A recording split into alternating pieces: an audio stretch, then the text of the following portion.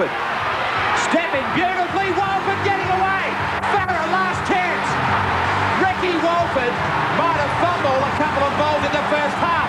They're going to go 90 metres under the post. For St George, the start to 91 couldn't have looked any better. They were undefeated after 4 rounds. But all of a sudden, 3 straight defeats have the Brian Smith outfit losing touch with their earlier lofty position. Tonight, the Bulldogs from Belmore get their chance to make it 3 in a row without a loss, as Chris Anderson eyes the top 5, only 2 points away. Finally out to McCracken. McCracken back to Lamb. Lamb will get a double in his first appearance. It's round 8 of the Winfield Cup, and Canterbury Bankstown at home tonight to their next-door neighbours, St George. Good evening, everyone, and welcome on a rather chilly one here in Sydney to the Belmore Sports Ground. Thank you for your company. I mentioned it's cool. Well, it's certainly going to warm up very quickly because both these sides, it's a vital match for them and a real springboard for either side with a victory here tonight towards that top 5. Bill Anderson, good evening to you. Canterbury Bankstown have found some great form in the last fortnight. Yeah, good evening, Graham. They certainly have, but I think that's got a lot to do with the fact that they're experienced players like Folks, like Lamb, have been doing so well that that's brought out the very best in the young players around them. Now, it's a very young lineup, this Canterbury one. If you look at it, the back line's Crecker, Maven, Patmore, McCracken, Nissen, Lamb, McGrady. A lot of people think that's his best position at half-back. The forwards, Gillies, Smith, Maguire, Pay, Folks and Brockenshire. The coach, Chris Anderson. Well, which way are you going? I just think that Canterbury are more settled. I've got to go for them. Yeah, a couple of changes to the St George side. I said it's vital for both teams locked on 7 points. Good evening, Wayne Pearce. The St George side, incredibly, after that start of the year, facing their 4th straight loss. Yes, they are, and they're in a rut at the moment, a most definite rut, and I think they'll struggle again tonight, particularly with experienced players like Brad Mackay, Ricky Walford, Michael Beattie out of the side, and also an injury cloud hanging over their skipper and halfback, Jason Alchin. But they've got a line-up tonight that will be competitive, no doubting that. At fullback, the country player Rex Turp comes in. On the wing, Ron Williams comes in place of Ricky Walford. Mark Coyne is in the centres with Cameron Wade, Townsend, Potter. Alchin is the halfback and captain. Ellison, Goulet, Priddle, Fullerton Smith, who'll be looking to give the Queenslander selectors something to remember. Collins, Tierney, and the coach is Brian Smith. You sound as though you're going for Canterbury. Yeah, I can't go past them tonight. Their form is a lot better than St George's at the moment. Well, one person who certainly knows about the Canterbury form, Peter Peters, you saw the Bulldogs take on the Sharks last weekend. You came away impressed. Magnificent performance in one of the great games of the year, and Canterbury, but for 15 minutes of the game, dominated the game. They've got some exciting players in McGrady, Pat Moore, Jared McCracken. I was very impressed with him, and the old master, Terry Lamb, is as good as ever, despite the fact that he can't train anymore. An absolute freak, and he'll be a key player tonight.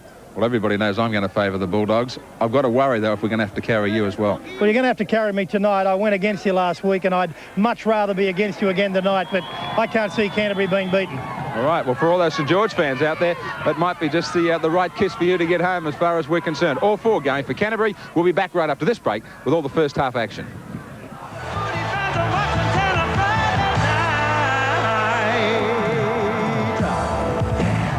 His music outraged. Rock and roll is the devil's music. His private life shocked. I'm only 13 years old. Now the sensational true story of Jerry Lee Lewis, 3 of Hollywood's best, Sunday, 8:30 on Channel 10, Great Balls of Fire.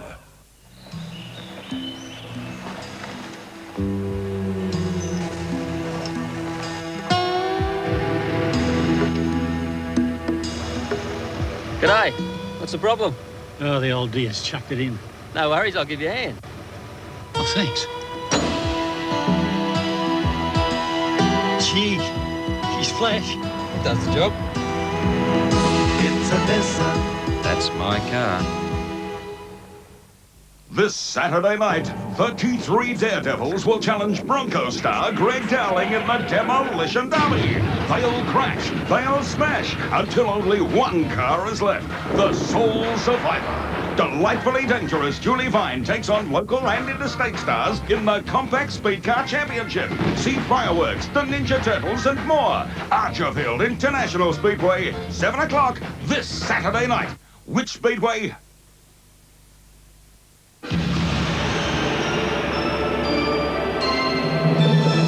There's a new day dawning. You feel it in the air. The world is growing closer. Cathay Pacific, helping the new world of international travelers arrive in better shape. There's a new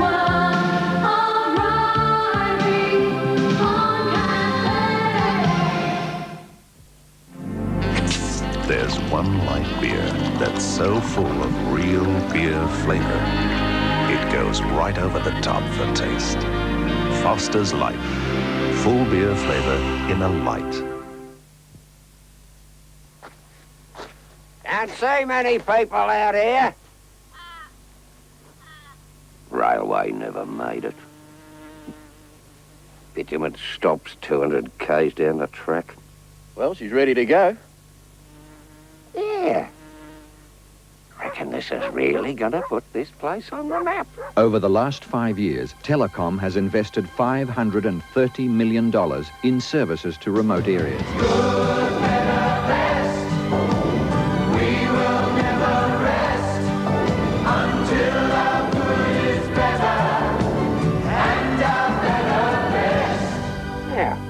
Who can I call? Who do I know?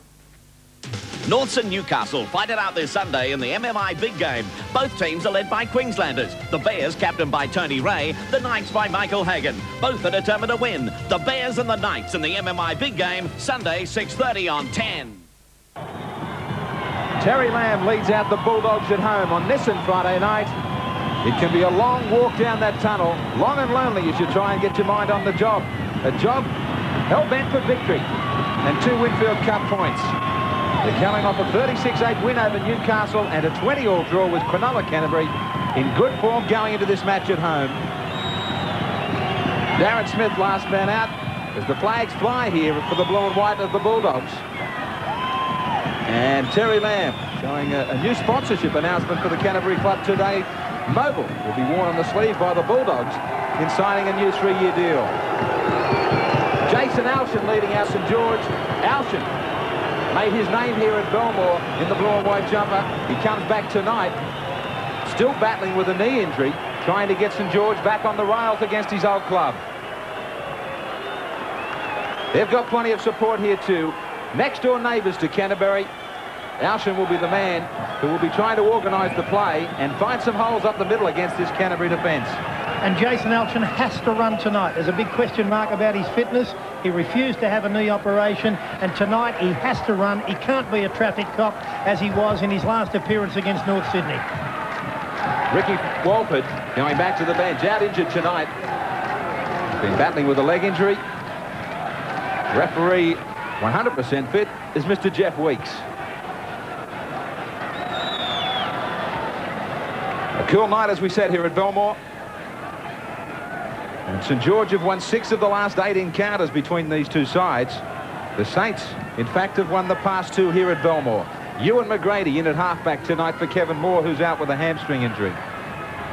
Brucey Maguire in the second row. A good teaming there with Darren Smith for Canterbury. That'll be a good clash between the 2 of them and Goulet and Tony Priddle for St George.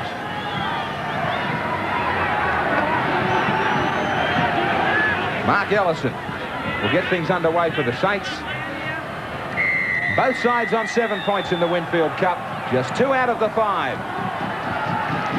Lamb getting it back to Maven. Man who came from South Sydney and who has shed a lot of weight in recent weeks to make his name in the top lineup for Canterbury. Krecker brought down just short of the 22. 126 points for Canterbury, 145 against. A much better defensive line for St George. Can their defence get them home, Bill? Well, that's what they'll be looking to, won't they? It's, you know, it's an area where they've been competitive every week. In the games they've lost, they've gone very close, but they've got to go one better tonight. Trying to put some pressure on Lamb. He ran Williams around. He got lost with that ball in the air. Now it bounces down to be picked up by Turp. Turp returns the kick straight away. Marty Krecker takes it on his fingertips and running well too. Both Williams and also Turp, both newcomers to first grade, they can expect a lot of kicking from this experienced Canterbury 5'8" Terry Lamb tonight. Lamb has been battling with a stomach injury all through the season and can't even train with his side come Tuesday night at their main training session. He's got to wait till around Thursday. Yeah, he has, but he's a magnificent competitor, and I watched him last week against Cronulla. He's still a superb player. Early penalty inside the 5 against Priddle, and Darren Smith and Priddle came together. Bit of a shoulder charge was how it started. It threatened to become more, but it stopped as quickly as it started. Lamb as captain in there listening in, so is Alshan. The penalty already had gone to Canterbury. Yeah, here's the player running through, deliberately running through as the decoy, ran straight into the St George player who didn't move. The referee, Weeks, moved in very quickly to stop what could have been a situation that could have overflowed. Good chance for Canterbury early in the game. Yeah, and Rex Turp was picked at fullback for St George, but he's not playing there. They've got Cameron Wade back there. Turp's up in the centres. Another change for Wade, who's played nearly every position in the back line this season for the Saints. Gillies, Lamb, as they go wide, but Grady got a ball away, but there was a mile of defence waiting. And they cop it up now for St George. Some tremendous matches here earlier this evening in the lower grades. In the President's Cup, the Saints getting home 20-12 and then getting up right at the death in reserve grade 24-22 again.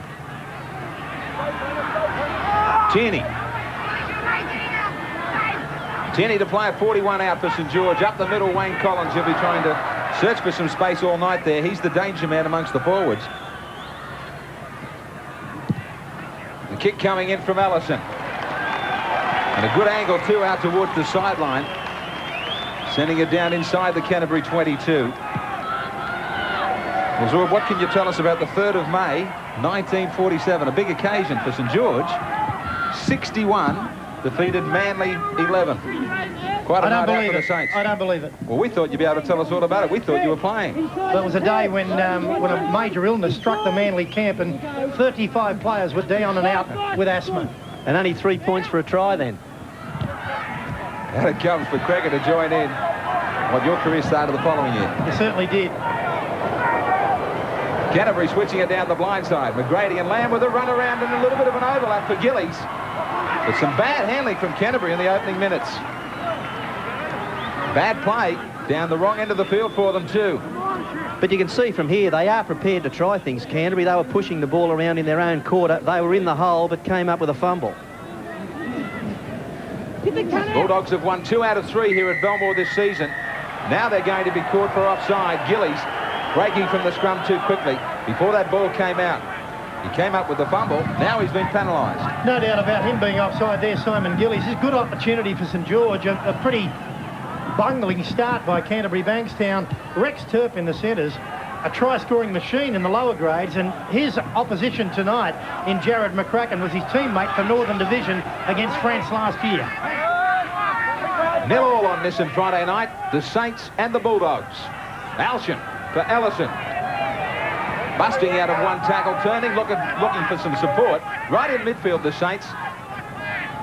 Setting up either side of the ruck. Collins goes right. 13 metres out. Alshan rushes into dummy half. Looking for some forwards. Tierney turning for Goulet. The tall man who can be such a big problem in keeping that ball alive. Potter, another up against his old club. Out on the wing, St George trying to create a chance. Townsend puts it down, only a couple of metres away. Putting pressure on themselves, Canterbury, and it nearly paid off for St George. Yeah, they're prepared to try things, Canterbury, and coming up with a couple of mistakes. And St George looking to capitalise by pushing the ball out wide. And I'm totally convinced, Graham, St George are a better team when they move the ball. Canterbury coming away with it. Dean Pay. Maguire. The test man with all the experience. Got some young men around him in the Canterbury forwards. McGrady with the kick, but it's straight up the middle. And no difficulty at all. Well, it is now. He gets a bad bounce for Cameron Wade. Racing to the open side to try and link up out wide. Comes to a full stop against Patmore. And Patmore, one of the tallest centres in Sydney football.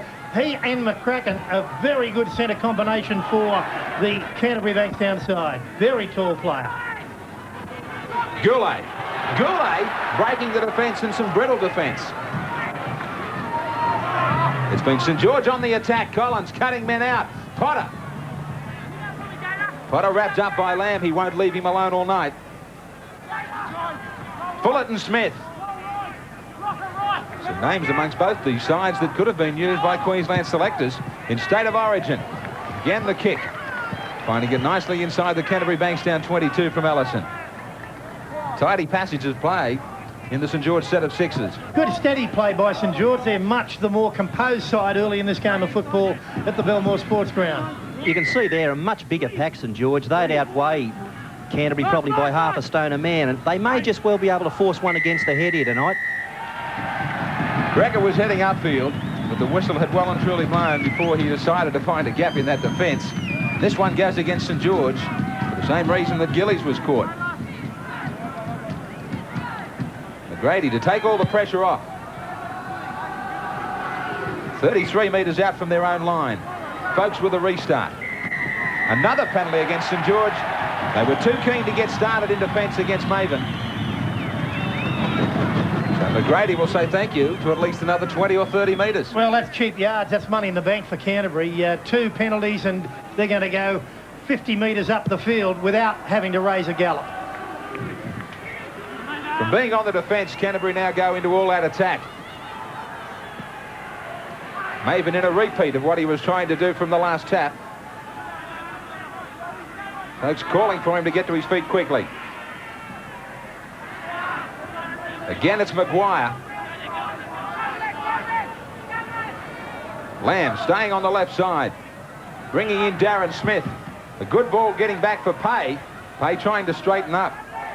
Just outside the St George 22. McGrady. McGrady showing it. A couple of his passes have been dangerous ones. They've been dangerous. They've been hospital. Go straight to hospital. I mean, really passing in impossible situations. The time he'll be dangerous is when he elects to run. The bomb coming from Lamb for Wade. A test here. Climbing was Patmore. But Wade still came up with it after all of that. Yeah, he looked all at sea to me. I think I'd be pushing Mick Potter back there. Now, he was waiting under it. Patmore got there first, climbed way above. And luckily, coming off McCracken into the arms of Wade. There was a miracle he ended up with. It was virtually handed to him by a Canterbury player. I agree with Bill. He had no idea. Alshan. There's Fullerton Smith. Quick hands from Alshan, from Fullerton Smith. Putting it out the coin. Now a chance for Canterbury. Nissan. First real charge for them inside the St George 22. Line deep. McGrady. It's it out for Darren Smith, standing out amongst the centres. St George defence moves up pretty swiftly, and they get pushed back to the 32.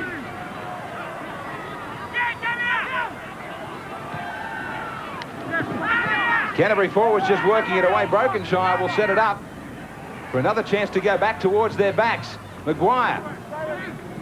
One of the players been around midfield, creating the options either side of the ruck. McGrady. This time a ball that puts a man into space. Patmore. Patmore getting it back on the inside for Gillies. Gillies down near the sideline and he gets pushed over. Scrum to go down about 10 metres out. And here at the Belmore Sports Ground, 0-0 this in Friday night. The Simpsons are moving to a brand new night. Yeah, let's blow this pop stand and never look back. And Doogie's back in a new series. You are a genius. The Simpsons and Doogie Howser now Tuesdays from 7:30 on Channel 10.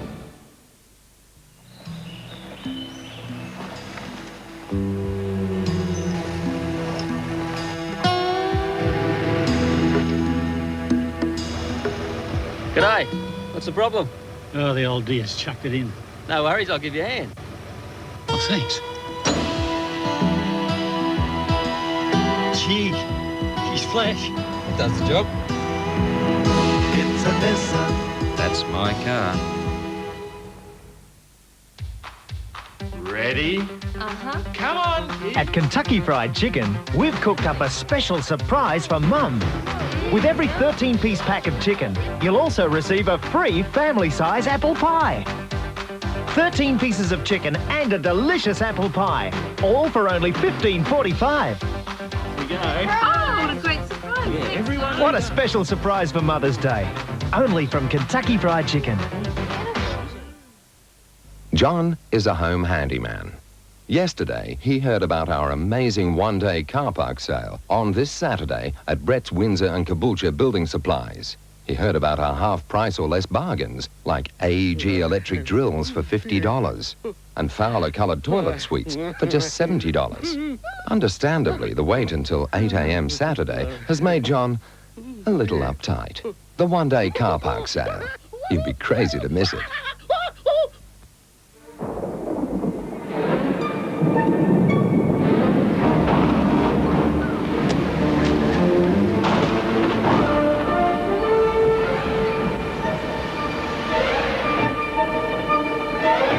security. Financial security has always been important.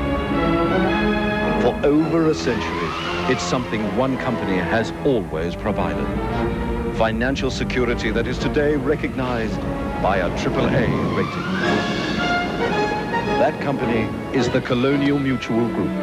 Few companies come from such a position of strength. The Colonial Mutual Group, building on strength. Which everyday food is so low in fat, it's included in the Heart Foundation's food approval program? Is it chicken? Ah, it's lean beef. 10 metres out from the St George line, the scrum to go down 0-all.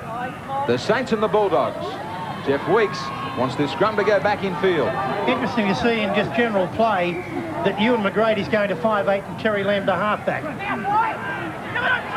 Yeah, and you'll find that Lamb won't do as much running as he'd like to. You'll find he'll first pass and get the ball to McGrady, and he'll be the man looking to make little breaks on the edge of the ruck. Shouting to his forwards, Lamb, to get out and help him in the defensive line. Fullerton Smith. Shoulder charge. Another fumble from St George. So both sides making a lot of mistakes inside their own 22s. McGrady to his feet. We'll have a chance at some points now for Canterbury. He's not happy with the St George 5 metres, Jeff Weeks. He wanders across right in front of the posts.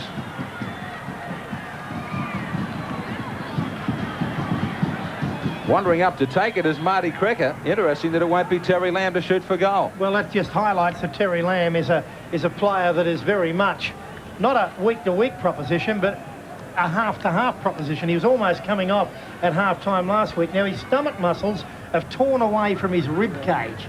Now, that's a terrible injury, which necessitates probably an operation, which he's not prepared to have, simply because he's one of the greatest clubmen ever to wear the blue and white. Marty Crecker called in at fullback with the withdrawal of Kevin Moore at halfback. And then Ewan McGrady moving to the number 7 role.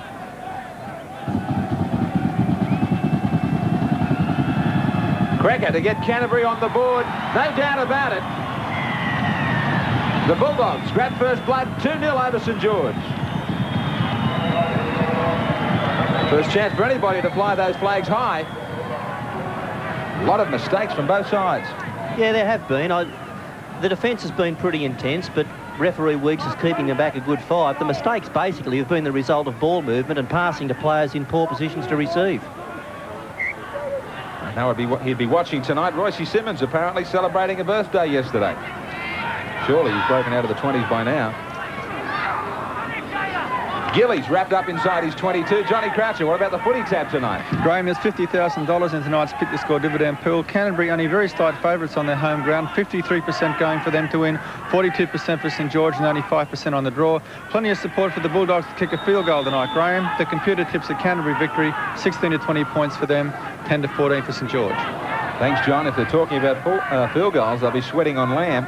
Lamb has an incredible 994 points in his career at Canterbury. McGrady gets away! Like lightning, McGrady down the middle. Looking for support, Lamb's there! A great chance for Canterbury. Nissen to the overlap for Patmore, straightens. Nilly from the other end, last tackle. Canterbury have St George on the rack. Kicking through in the play of the ball. Somebody's headed to the bend. Cameron Wade gets 5 minutes. 10 minutes it is. I think he gave him only 5. I think he only put up the 5. No, it'll be the full 10. You can't put him in the bin for 5 any longer. Well, he tried to signal 5. So Wade's out of there. He wouldn't let Patmore play it properly. Well, it looked as if the ball did get down to the ground. So Wade won't be back as Canterbury received 4 straight penalties. It's interesting to note that the new international law just brought in, and it'll be ratified at the next meeting of the ARL, that the sin bin can be only used for 10 minutes, not a 5-minute period. But of course, that's not in vogue at the moment. Also, the stealing of the ball whilst the player's held is also going to be illegal too, which is going to make it pretty hard for players like the little expert Alan Langer. Well, they were talking test matches only, weren't they, at that stage, for stealing the ball? It's going to come into the Winfield Cup and be ratified as well. Cracker.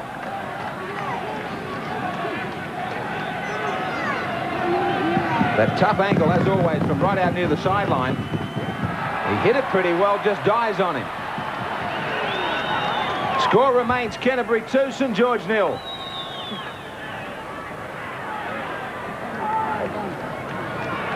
Yeah, and what about that break by Ewan McGrady? There's no doubt that he is the man that can bust St George up. I don't think anyone knows how fast he is. He runs as fast as he has to. Well, Terry Lamb rates him the most exciting player at Canterbury since Steve Mortimer. That's quite a rap from Bar Terry Lamb. But what about Lamb? He backed up twice in that movement. It should have been a try on the end of it, probably. You never know. Didn't get down to that last tackle.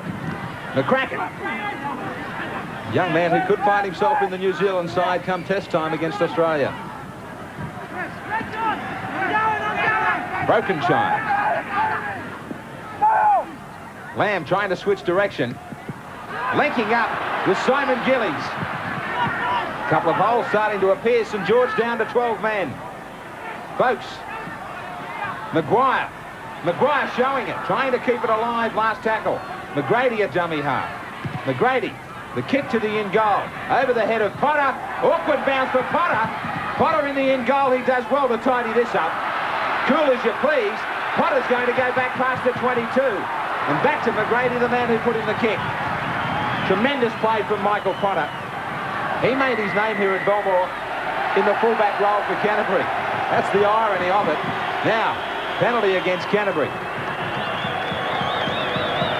St George can use all of this with Wade in the sin bin. Ellison taking his time to settle his team down.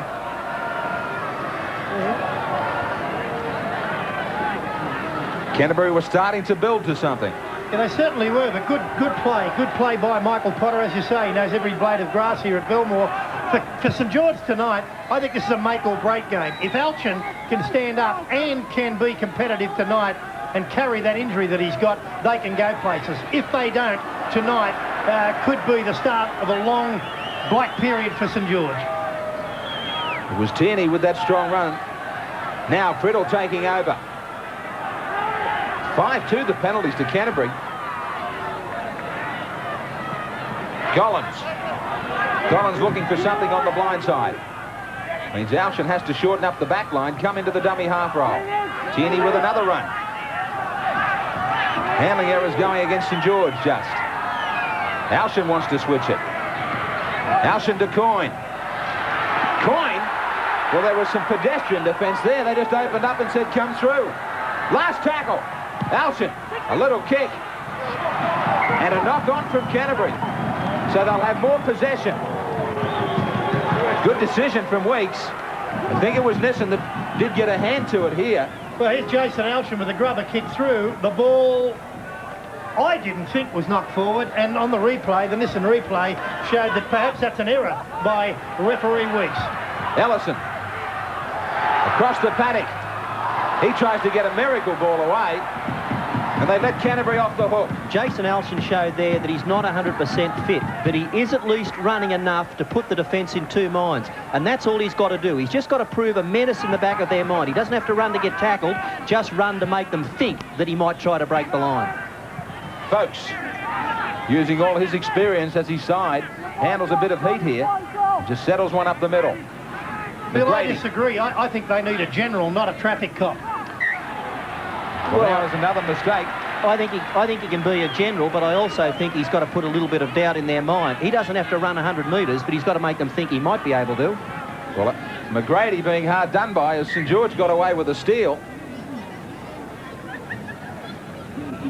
Jeez, we've filled up some time this year talking about that. Alchin now for Ellison.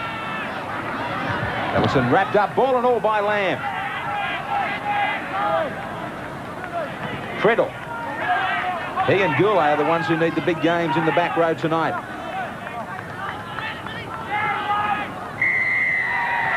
Gotcha. Canterbury received one from right in front. St George really will get a birthday present here. Only 5 or 6 metres out and right in front of the black spot.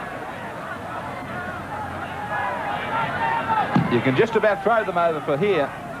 And Ellison will only take this back to about 9 or 10 metres. They're having a committee meeting, St George, to decide what they're going to do with it.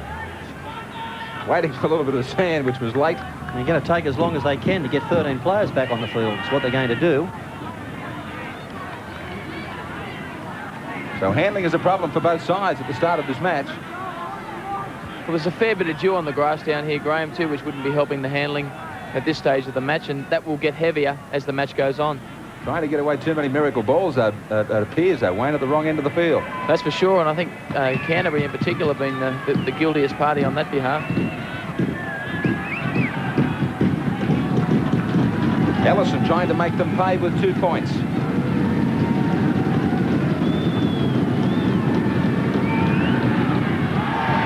I'll have to put a search on for that ball as it ends up out on the railway tracks at the back of Belmore Sports Ground. St George leveling it all up here at the Belmore Sports Ground, 2-all.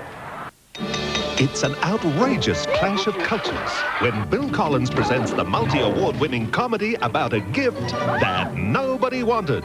Saturday night, 8:30 on Channel 10, The Gods Must Be Crazy. Anyone who really wants your business gives you a little extra service. Shouldn't it be the same with banking? Everyone offers interest rates, but the best interest is the kind they show in you. So if your bank treats you like just another customer, you can treat them like just another business by taking your business somewhere else. Until the old banking system realizes that, there will be no other bank like Metway Bank. You've never seen a closing sale like it. One of Australia's largest Chinese rug and porcelain dealers, Yasmin Chaudhry, is getting out. Prices are smashed. I mean slashed. Fine porcelain pumpkin jars only $9. 30-centimetre elephant stools only $13. Pastel durries below cost at $11. $11. Porcelain decorator stools $29. Handmade Chinese rugs are ridiculous. $399. Almost 1/5 of the original price. This huge Kangxi vase priced to disappear at an unheard of $49. On now at the John Reed Pavilion, corner Gregory Terrace and Alexandria Street, Fortitude Valley, but only until Monday.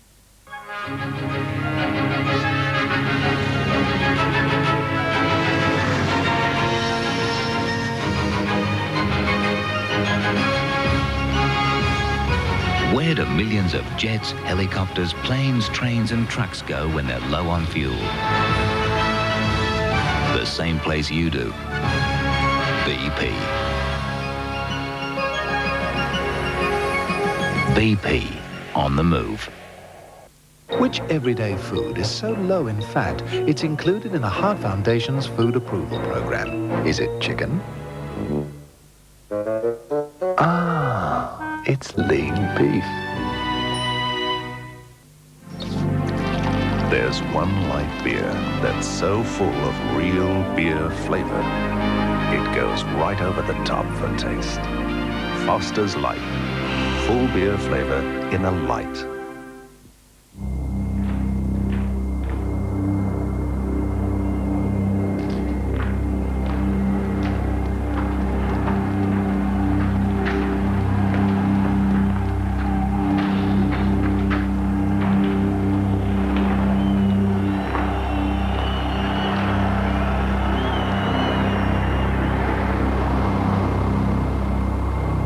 "28 Heroes," the book that goes inside the 1990 Kangaroo Tour. Tonight's Nissan Friday Night Football is proudly brought to you by Nissan.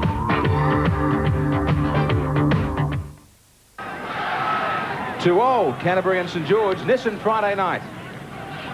The Bulldogs back to halfway. St George down to 12 men.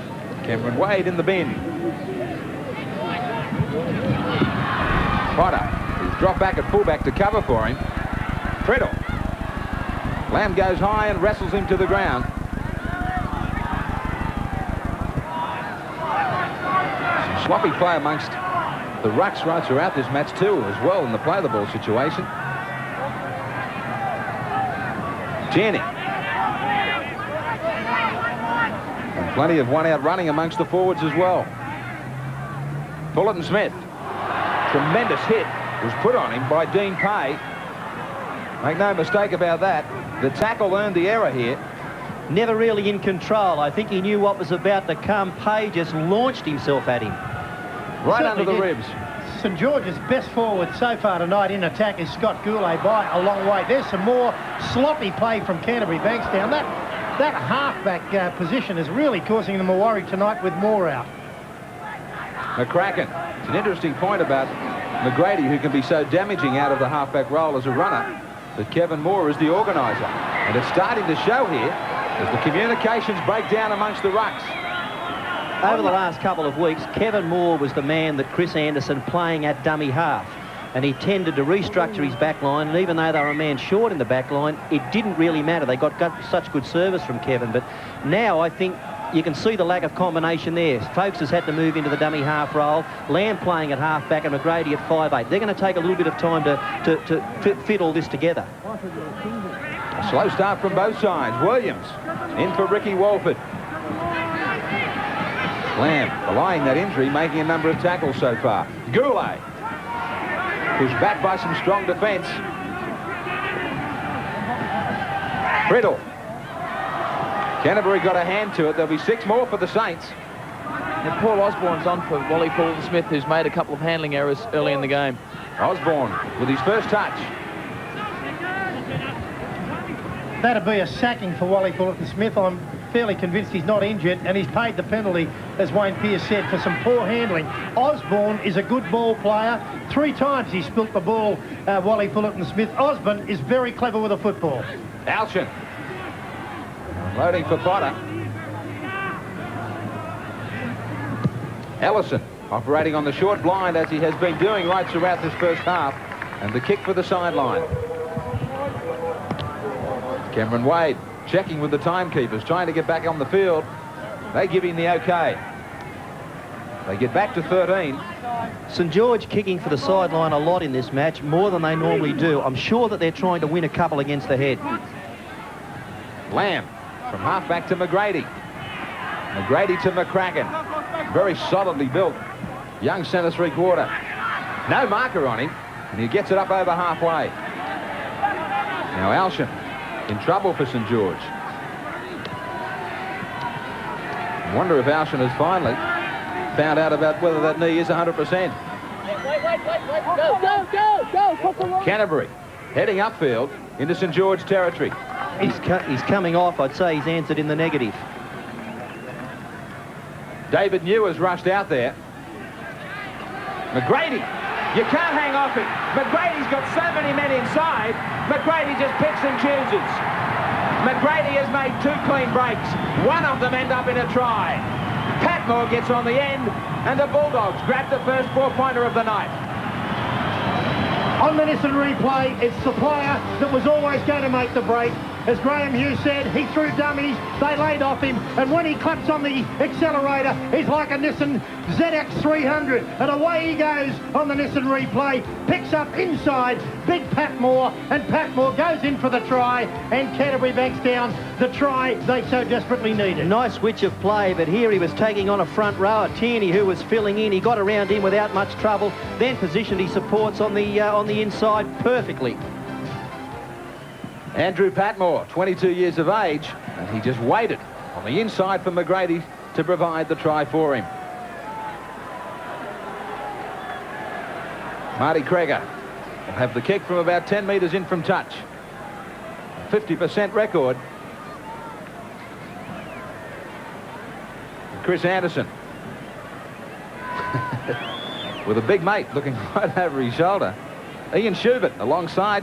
2 great stars for the Australian Test team, weren't they? He's looking well, Peter Moore, isn't he?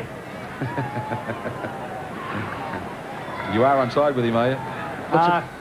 Looks a bit like John Gives Quayle. it and can take it.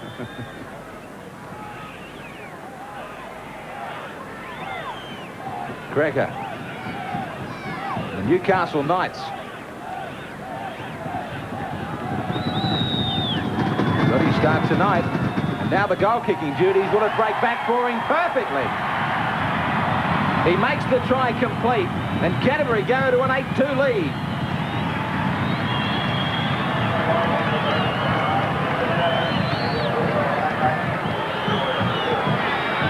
So St George going to sleep against McGrady and paying the ultimate price. Jason Alchin's injury is something I don't think St George can overcome. I think that young man going off and obviously facing the knife in an operation, I think that's the body blow that will probably keep St George from having any chance of making the 5 this year. Well, Peter, I just spoke to him, and Jason said that his knee actually popped out, which the signs are that it's definitely not going to recover, and he feels he will have to have an operation. Penalty comes for Canterbury. Well, that was always going to be the point, Pete, wasn't it? I know people have been criticising him when he played against North Sydney recently for not running, but he had to prove it to himself, not just a catch and pass. Your mind can want to do it, Graham, but if your body can't, then it's impossible. And he's put off that operation. What, in effect, he's done is put himself back probably right out of this season now, where he could be looking at a comeback in a couple of weeks when they could have done with him. But right now, he's going to be out of business till well after this season probably is over. Well, I've got to disagree with you there, Peter. I was talking to him off the field, and either way, if he had the operation done a few weeks ago or if he has it done now, either way, he's going to be out for the full season. So he feels he had nothing to lose. All right. So he tried to get back. It's the worst thing that can happen to a footballer. The Cruciates, we wish him well. McCracken. Canterbury trying to search for some gaps out wide. Ewan McGrady's turned into a lot more complete footballer than when he arrived at Belmore last year. Last year he was a footballer who either ran with the ball or he didn't do anything. But now he's introduced a nice passing game as well, and you're not quite sure what he's going to do. Look out, here comes Darren Smith. He was onside. Smith was careering down on that, and the ball was breaking towards him. St George did well to put a stop to a chance of a Canterbury try. Williams. This is the tough call now for the Saints. They can't allow Canterbury to put 2 scores together, back-to-back before the break. Potter trying to get through a short gap. And trying to get to his feet quickly, just planting the ball. Now, mistakes from St George. Scrum to go down with a Canterbury feed. Just what they didn't need right now. Yeah, here's Tony Priddle running through and not knowing whether he's going to get the ball or not. That's a communication breakdown, and that's unforgivable for first-grade football. Lamb continues to feed the scrum. Weeks wants it again. Maven, watch Maven! McGrady brings in Cracker from fullback. The extra man doesn't create any advantage. The scrums are all even. Gillies, already a City First representative this year. Bad play the ball. Canterbury are going to be penalised. He's waiting for the decision, just simply rolling it between his legs against Gillies. Awful play the ball. But his foot did touch the ball, Graham, you know, and that's all it's got to do. OK, it was an untidy play the ball, but there's no doubt on the replay that his foot did touch the ball. And there was no penalty. No penalty warranted. No, definitely not. Osborne trying to rev up the St George side after that Canterbury try. Potter the first receiver. Half volleys it well. Potter to try and become the distributor now in this St George side and try and get them organised. Yeah, but it puts a huge hold in you. You train with someone like Jason Alchin at first pass all week, and then in the first half of the game you lose him and you've got to slot someone else in. It's the calls and so on just tend to fall away. Well, that flat lemonade, St George, they really haven't got much bubble in attack, have they? Other than the big fellow, Scott Goulet, has got a good step, and if someone can come off his shoulder, they look dangerous. But other than that, at the moment, they are very flat. Catching and passing is not of a first-grade standard here. Well, here's a second mistake by Priddle in what, 45 seconds? Plenty of ball coming Canterbury's way. There'll be no complaints from them. They go blindside now to Cracker.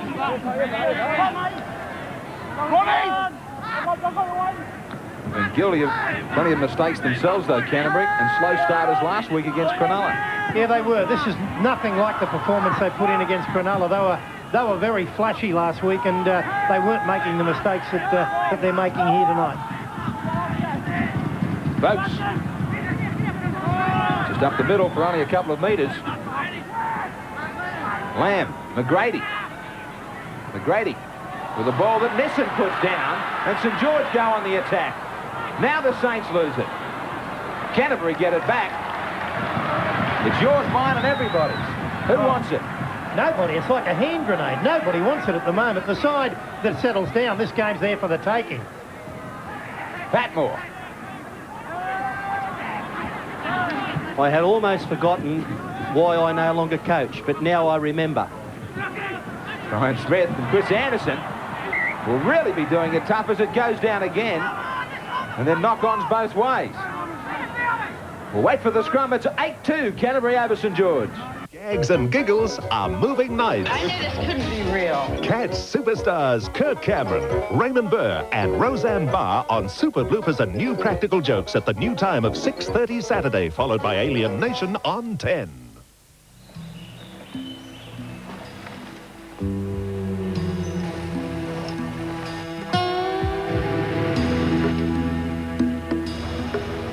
G'day.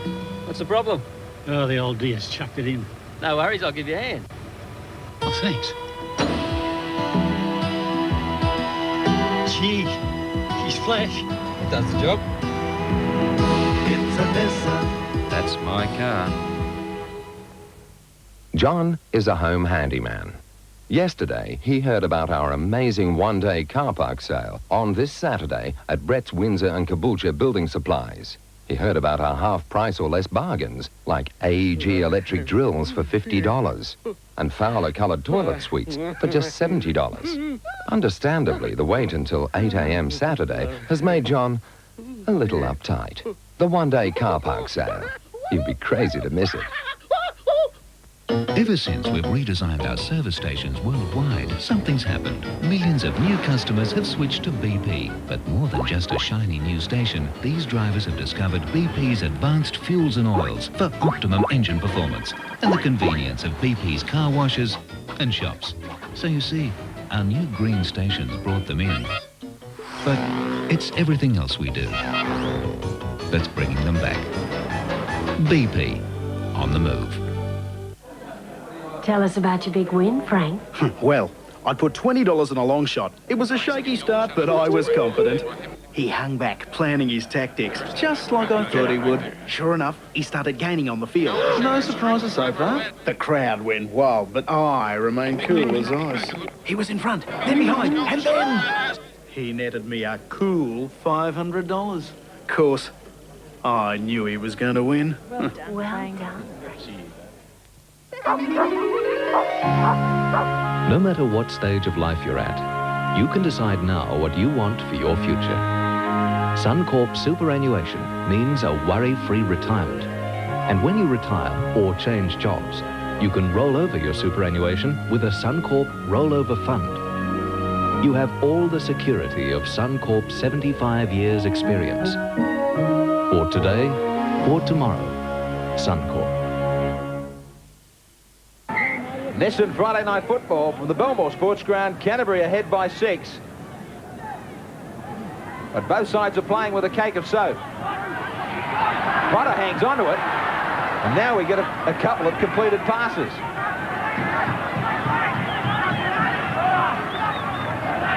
Osborne showing the ball one way. And back inside to Collins. Quite an effort from both sides to try and get to a completed set of 6. Potter. Tierney being the strongest runner amongst the St George forwards. They switch it to Ellison. Ellison with a cutout and a bad ball to Coyne down around his feet. And you guess it, we've got another knock on. Bad pass. It was a bad pass, and Mark Coyne is probably one of the most consistent players in the St George side, but you can't expect a footballer to be running at full speed, bursting onto the ball, having to lean down and pick it up off his ankles like that. That's a shocking pass. Nissan off his wing. Talking of wingers, St George made a late change today to this lineup in Nissan Friday Night Football. They lost the services of Ricky Walford. He's sidelined with Wayne Pearce. Yeah, Ricky a little disappointed to have pulled out with that quadricep injury, but once again, a vital stage of the year, and it's cost you a State of Origin jumper. Oh, mate, you know, it's a nagging injury. I've been carrying it for a couple of weeks now, Wayne, but, you know, I needed the rest tonight, and hopefully with the split round coming up, I'll be able to get it right for the game against South the week after next. Saints have had a great start to the season, fallen in a hole the last 3 matches and hovering in that danger zone. Really need a win tonight. we definitely need a win tonight. As you can see, we haven't started off real well. And well, here goes Maven down the sideline. Goulet gets there. Now McGrady to clap it on. Good backing up from Canterbury. They go down to the 22. He's trying to get to his feet as Canterbury go on the attack, and St George struggle to get back there. Smith. They hold enough in their line for one tackle. Folks, still out wide they go. Maven to McCracken. Patmore. Patmore gets it back. Maguire. Bad pass away from him. Ball went back, said the referee. Canterbury stay with it. Gillies. Gillies wrapped up by New. Last tackle. McGrady. McGrady cross-kicking. Wade near the post. Makes an awful mess of it. That was a difficult one, though. He cross-kicked. Wade had gone across one way, had to head back near the post. Yeah, this was a horror kick for anyone to take.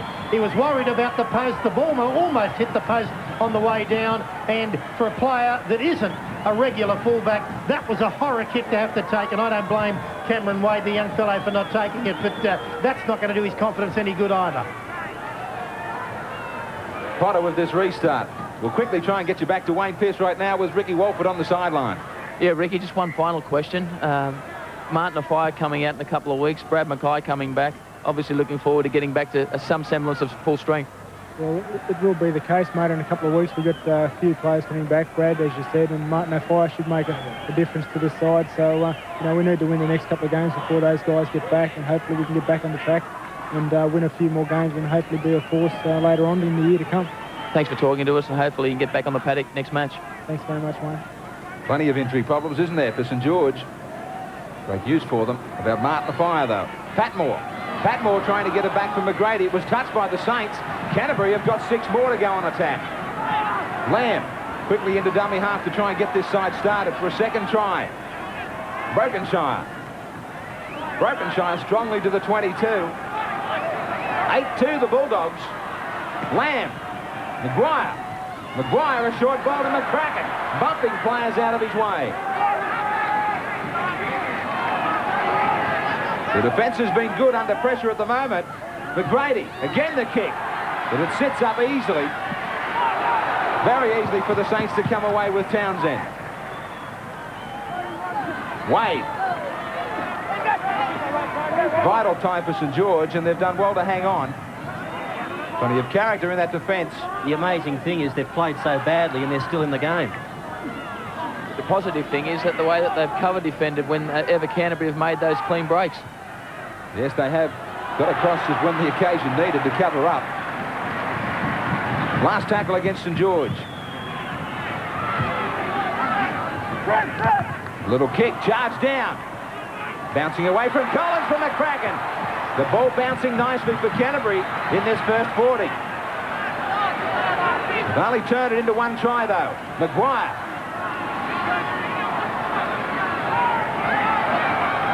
Straight up the middle for Pay.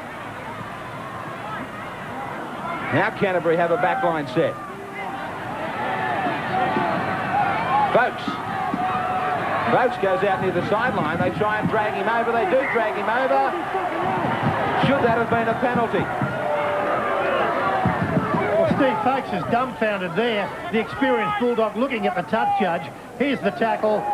Was his progress stopped? He's desperately trying to get down and then hauled over the sideline. The touch judge certainly had a good look at it. That's the referee's decision. Well, if he called, but I would imagine that the player's progress was definitely stopped. I can't believe a touch judge wouldn't go in on something like that and just give the referee the nod that the player had been tackled. Poor communication from the man with the flag. He deserved to be punished for a run as silly as that was. Yeah, but it's not the jurisdiction of a touch judge there. It's up to the referee to make the decision, and he just failed to make it. Goulet goes down the sideline. Now the ball is lost, and the Saints will get a penalty, will they? They will. So from one that maybe should have come the other end, the Saints will get a chance here down in Canterbury territory. Bruce Maguire, the man making the tackle, and the left arm definitely shoving the ball out. Referee picked that one up. St George with a chance to get back in this game just prior to half-time. Well, Fullett and Smith had overrun Collins, and Collins just had to pick it back up and take off into the defence. Both sides really struggling to put their game together. 32 out from the Canterbury line. Osborne running around with Collins.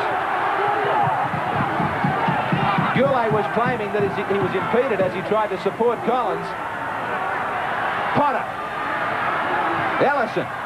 Ellison back to Potter. Canterbury swarmed up out wide, forced them back up the middle. Osborne's a danger player this close to the line.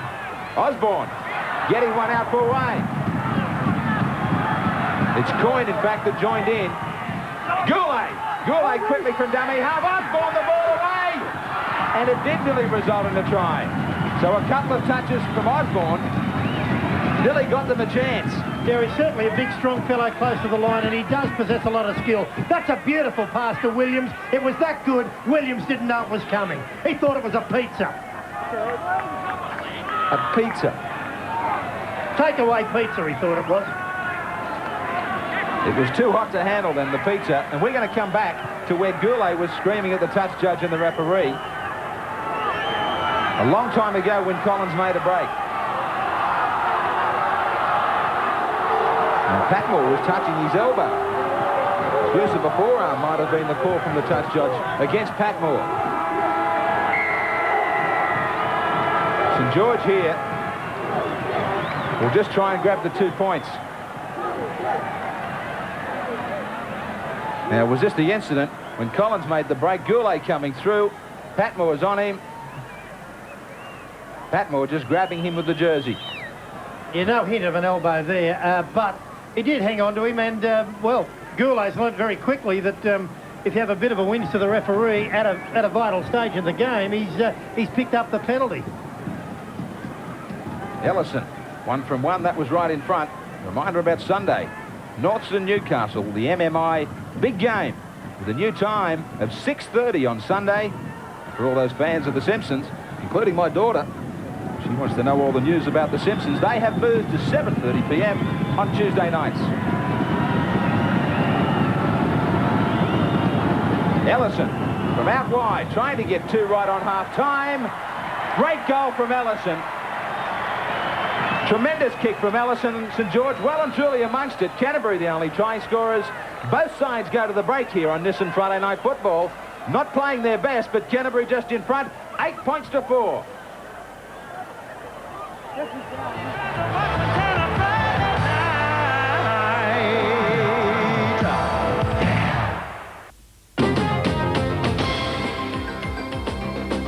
Good evening. Stories making news tonight. Prime Minister Bob Hawke is studying a report that mining Kakadu would not harm the environment. The Crown today opened its case against former Gold Coast developer Eddie Kornhauser. He's appearing on 3 counts of official corruption with allegations he paid former Minister Russ Hinds to intervene in development disputes. And the death toll in cyclone-devastated Bangladesh could reach 100,000. Fine tomorrow with an overnight of 14. Have a good night. Sunday on Channel 10. For the first time on television, the sensational true story of the wildest man of rock and roll. I am Jerry Lee Lewis. His music outraged society. Rock and roll is the devil's music. His private life shocked the world. His 13-year-old. 3 of Hollywood's best. Dennis Quaid, Alec Baldwin, and Winona Ryder. Sunday, 8:30 on Channel 10. Great Balls of Fire. Which beer does a great Queenslander drink? Another great Queenslander, of course. Yep, even Liners seen the light. That tastes better. Powers Light, on the strength of its taste.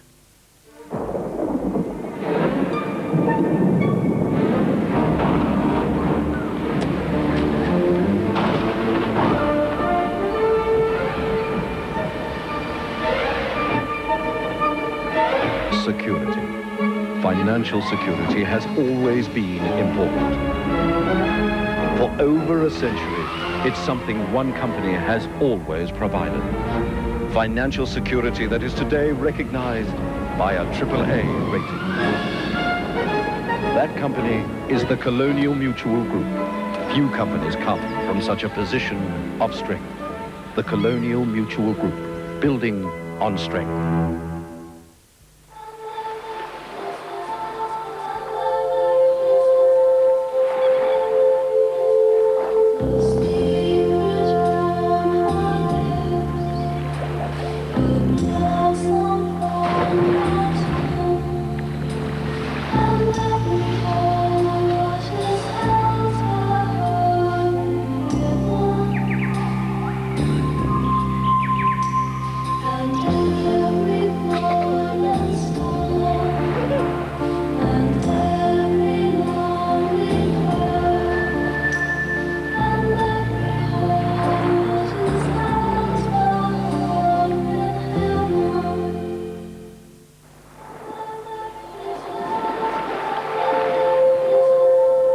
prices like this, everybody can go to heaven.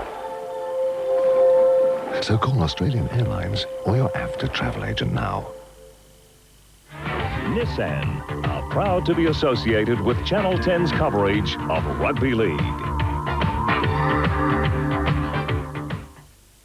I'm back to Belmore Sports Ground, where the local derby between St George and Canterbury sees a mixture of supporters here tonight, and Canterbury Bankstown in front by 8 points to 4. A strong match so far, and I'm here to tell you that it doesn't matter what club you follow, make sure you don't miss Late Night League on Sunday night after the movie, because we've got a great story between the stars of In Excess, their interest in rugby league, and just how much support they have. Wherever they are right across the world, they follow this great game of rugby league, and don't miss this story. Go against In Excess, and I'll be on, actually we'll all be on Late Night League on Sunday night. Wayne will sing us a few songs too. I will roll the boat ashore. Yes, you can catch that full story on Dick Smith Electronics Late Night League right after the movie on Sunday night. And there's plenty of supporters here tonight, plenty of female supporters. And our lady supporter who wins the Vidal Sassoon Award tonight is Jacqueline from... Fiona from Blacktown. Yes, that's right. Fiona, who do you follow? St George. And that's a strange mixture. From Blacktown, you follow St George at Canterbury.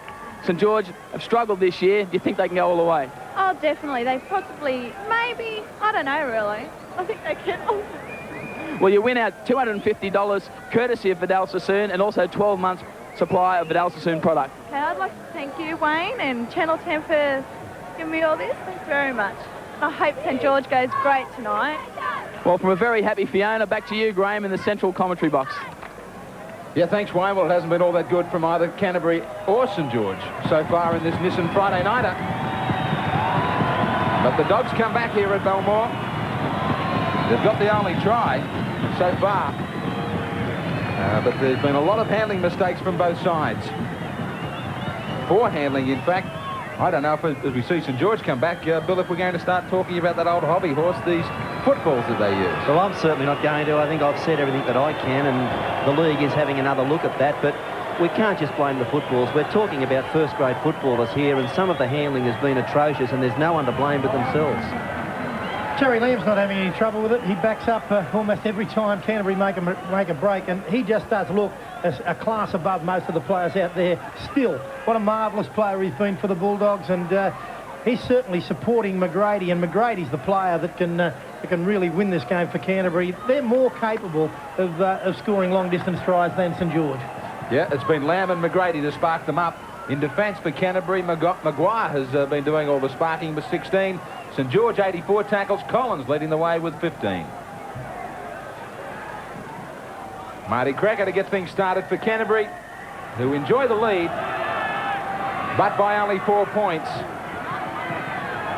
St George are without Jason Alshan, who was finally given into that knee injury, and he looks like he's gone for the rest of the season. St George start the second 40 minutes with a major mistake from Coyne. There is no excuse for that. Look, that is the most simple thing. He put the ball on the ground, tapped it with his foot, but wasn't looking at it. He might have still had Brian Smith ringing in his ears. It's incredible to think that young Mark Coyne, who is one of St George's best players, one of their most consistent players this year, and in line in a lot of people's eyes for State of Origin, would make a mistake like that, but they could pay dearly for it. Canterbury with the chance to start on the right note in the second. Now, McGrady a dummy half, needs to be watched. He hears the call from Lamb to switch it on the first tackle. Bad pass from him.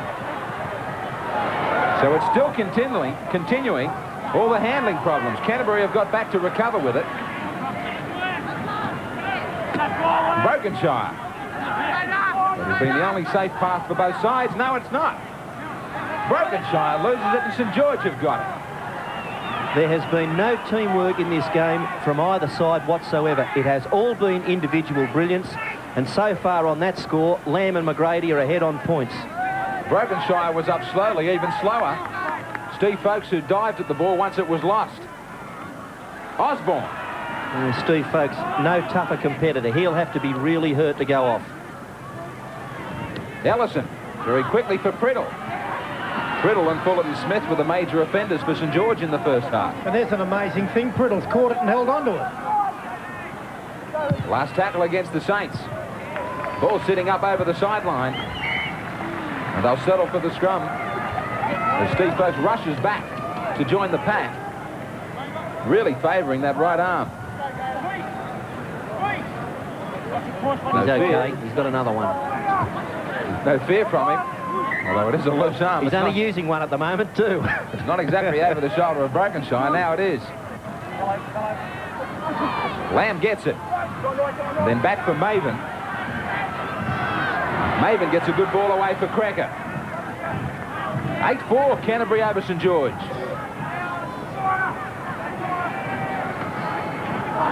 Safely taken up to the line this time from the Bulldogs. Maguire's got it. Nissen off his wing looking for some work. 35 metres out from their own line, Canterbury. This match is just waiting there for somebody to really put their mark on it and say that they want the 2 points. Nissen. Head down to the halfway. Well, the way it's going, Graham, that'll have to be a brilliant individual effort because that's just the way the match is unfolding. People doing things and doing them on their own. Like people like McGrady with this kick down towards the corner, taken by Wade. Lamb's got it. Now, St George control it for the 6 tackles here when they're under pressure. This is where it's been becoming unstuck for both sides. Yeah, St George forwards have got to start working together. They've been going out one out most of the night tonight against Canterbury Bankstown. It's not working for them. They've got to get their props wide of the ruck like Osborne is now. He'll turn and there should be support. Good run from Osborne to get them away and out to the 32. Collins. Some of the play of the balls have been very slow. Collins is going to return the kick from McGrady now. Tit for tat over the head of Crecker to the in goal. That's not a bad tactic because Crecker isn't exactly a speed merchant. You know, he's not quick and, you know, he's easily rounded up there. So that's not a bad tactic from St George that Brian Smith probably has decided they're going to kick deep to Crecker and they can pin him down. It's a different matter when you're kicking to the selected fullback McGrady. He'll run it back at you and probably run it back, you know, 50, 60 metres at you. A couple of breaks from McGrady. One of them led to a try for Canterbury. That's about the difference between the two sides. Nissen.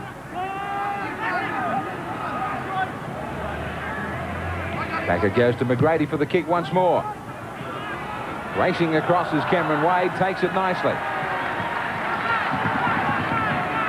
Lamb was there sweating on him again, but Lamb forces him over to Brokenshire.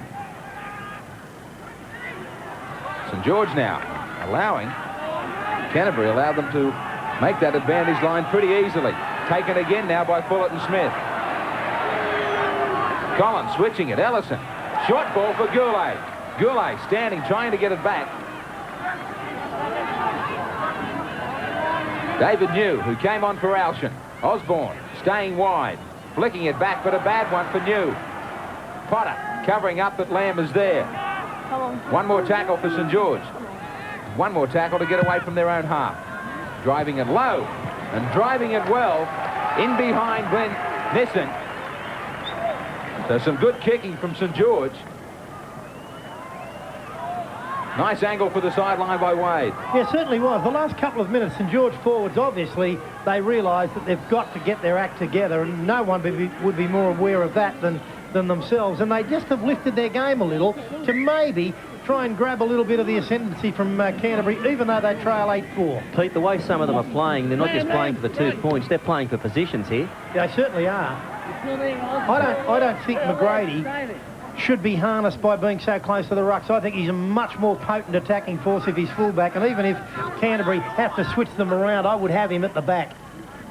Maguire.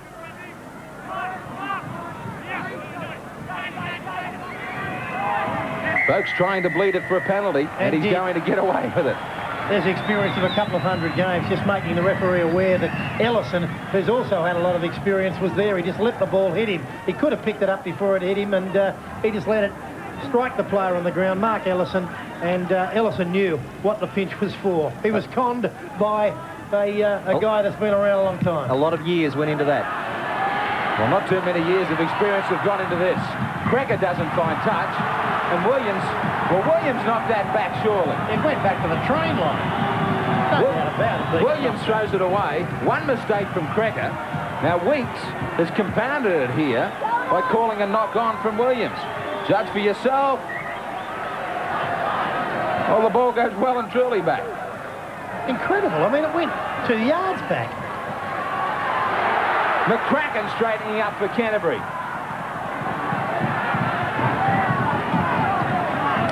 Folks now. McGrady had gone to the blind side. Maguire now to midfield. He loses it. Play on. Lamb with an overlap here. Well, I thought it was going to be an overlap, but Patmore decided to go inside instead of stay on his left. McGrady hasn't had a run for a while. Look out. Canterbury get a penalty. Well, if you're going to give a penalty away here, surely somebody's got to go to the bin if it's going to stop the flow of play. If you're going to call this a professional foul, how can anybody be allowed to stay on the field? Well, he's got Mark Ellison for lying on top of the tackle player, and he had to be dragged off by a teammate. He nearly went to sleep. He certainly did. Well, he's got Cameron Wade in the first half for lashing out in the play of the ball. He got 10 minutes. Now Ellison slows down play when they're in trouble, and he stays out there. You tell me the consistency, Pete, of referee. There's no consistency there. I think the referee showed a lack of experience in blowing the whistle. He should have played the advantage. He could have always come back to the penalty had Canterbury not scored the try. Cracker with this shot from about 15 metres out. And it's a gift too for him, and in a game that try scoring has been down to one try, one break from McGrady, it's certainly going to be a bonus too for Canterbury.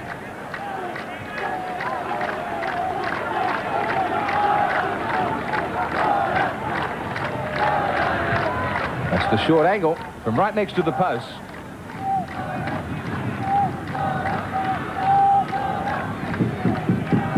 Terry Lamb's on 994 points with the Bulldogs, Graham. I bet he'd like to be having this one, but of course he's not 100% fit and can't. Yeah, well, it's interesting that he is happy to have the goal-kicking duties off his mind.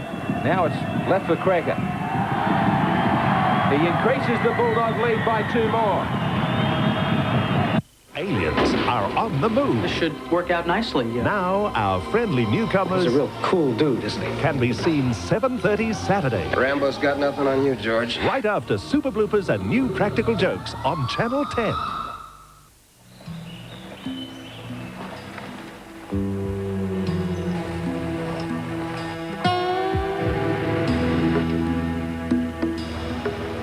G'day. What's the problem? Oh, the old dear's chucked it in. No worries, I'll give you a hand. Oh, thanks. Gee, she's flash. It does the job. It's a Nissan. That's my car.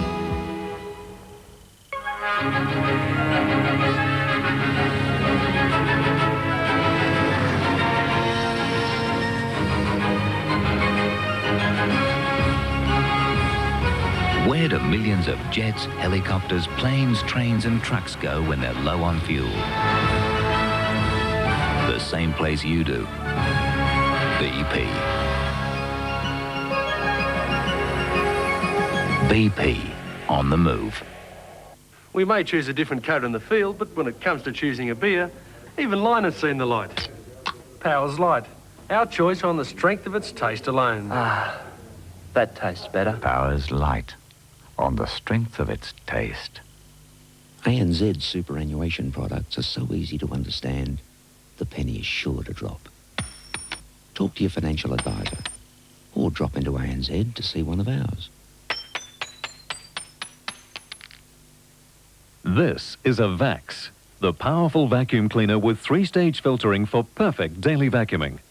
This is a Vax, the vacuum cleaner with a powerful turbulent washing action that washes carpets and upholstery deep down clean. And this is a Vax, the vacuum cleaner that easily soaks up spills from carpets and hard floors. All this in one vacuum cleaner. Vax, the powerful vacuum cleaner that washes. From the creator of Home Alone. You know what an older woman does for me? Changes your diapers. Comes a vibrant movie filled with life, love, and living. I may be able to work out a deal where either one or the both of you could be pregnant by the holidays. They were growing up, going out, and getting their lives together. You want to go out, Brian? Say, Damon, Lane? Yeah? That's a major appliance. That's not a name. And trying to get through the growing pains. I don't want you to see where I live, okay? Molly Ringwald, James Spader and Andrew McCarthy in Pretty in Pink, Monday on 10. Folks, switching, staying down the blind side for Simon Gillies. And Graham, no real intensity in this match so far. I mean, the forwards, as has been mentioned earlier, are playing very much one out. The backs haven't seen much of the ball so far in this match at all on either side. And it's really hard to believe was such a vital one-way. Yeah, for sure. Well, here's a chance for Canterbury out wide. Can they get it back infield? Gillies will get a hand to it. St George in a bit of trouble here, but it is the last tackle for them. Lamb kicking straight across the paddock for Williams. Williams puts it down. Maven's there. Well, he's ruled them offside. I thought everybody was well and truly onside. Well, everybody was well and truly onside. The try's been taken from Canterbury Bankstown, and the kick through by Terry Lamb. Lamb always, but more times than not, this is going to show it. Terry Lamb kicks the ball. Now, the player closest to him was offside, but the player that ended up picking up the ball was definitely onside, Steve Maven. That player onside, so too was Smith. The player closest to Terry Lamb was offside, but I'm not sure whether the referee pinged him, Bill Anderson. Well, once the mistake had been made, it was play on anyhow because they were outside of the 10 when the ball was touched. So I've got no doubt that was a try. St George get out of it, and still well and truly in this game. Nissan Friday Nighter from the Belmore Sports Ground. That was the intensity you were looking for, Wayne. As I said, only 2 points out of the 5 these sides. Yeah, it's surprising that they're not backing one another up as much as it should be expected in a game of this standard. And St George in particular are very, very lethargic around the rucks. They play the balls, they're not as quick as Canterbury, and they're just struggling to get that momentum going. Now the Saints.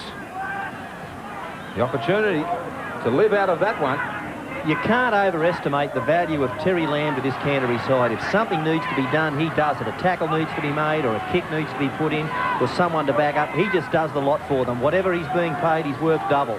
And St George tried to buy Gary Freeman in the off-season. They wanted an organiser. They missed him. They got Alchin. Alchin's now out of business and they're in a hole. Maybe it's incidents like this, though. That kick, Canterbury believing they had a try taken off them.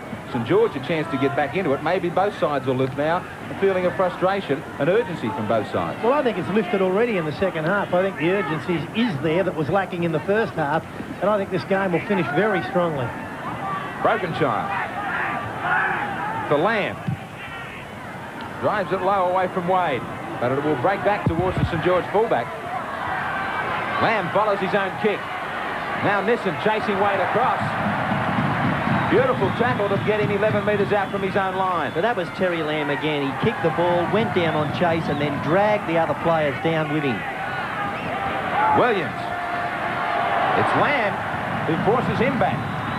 93 tackles overall possession for Canterbury. Only 6 between them. Fullerton Smith. Great tackle. Magnificent tackle, that one. Brokenshire really let him know that he was around. And again from Brokenshire. Wayne Collins in a heap of trouble. Collins suffering with some concussion out on the sideline. In fact, he's been cut open, so he'll head for some stitches down the tunnel. Yeah, he's gone to the blood bin, no doubt about that. And of course, that is not included in the replacements for St George. Maven. So the key men have been missing at vital times for the Saints. 10-4 Canterbury. They lost Alchin in the first half. Now they lose their man at dummy half, Collins. Dean Bay plays it back. Boaks up the middle. 32 metres out, Canterbury. They've been lifting their game the last couple of minutes and threatening. That ball was a pressure pass from McGrady. As Gillies was trying to run to the gap, the defence was right on him. That's the only thing about McGrady that worries me a bit, that he pings the passes. Now, here he is on the run around. Now, there's the pass to a player with the defence right on top of him. He's got to learn that he's going to have to be tackled with a football at various stages in a game. You just can't unload and send players into areas where the defence is the strongest. St George surviving a couple of opportunities from Canterbury.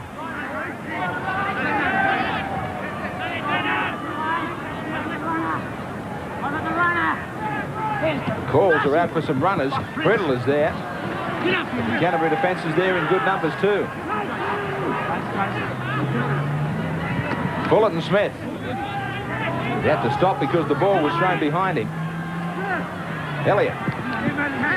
Good player, Elliott. I'm surprised he hasn't been injected into the game earlier. He is good with the ball. He's a good, strong runner, and he backs up very well. I think he'll add a lot to this pretty lethargic forward pack of St George. Maven with an open side here. Takes on Williams, gets away. Maven down the sideline. Just grabbed. Now McCracken. McCracken taken by Cameron Wade. Only just touched the line. Touch judge was right on the spot. Canterbury nearly turned a bad kick into a real chance here. Yeah, excellent run by Maven. He got rid of young Williams and then showed a very good fend there. Got the ball back inside to McCracken. Look at this young Kiwi. He's big and strong. His dad's played for New Zealand, and he looks like he's going to follow suit too. Good defence by St George. They scrambled well, the Saints. Young Williams having a tough night, isn't he, on the wing and placing Ricky Walford. He dropped the ball for that controversial no try a few moments ago and then shoved off by Maven, the former South Sydney player, who looks very fit and strong out in the wing for Canterbury this season. Williams goes back to his wing spot. Osborne looks up, pleading with Weeks to say that somebody stole it. It's enough to make you cry. Well, he's going to be penalised now for having too much to say. Well, I think that's harsh. You know, the player's frustrated. I think the referee, it is not a kindergarten out there. And okay, he might have verbaled the referee. There's no doubt he did.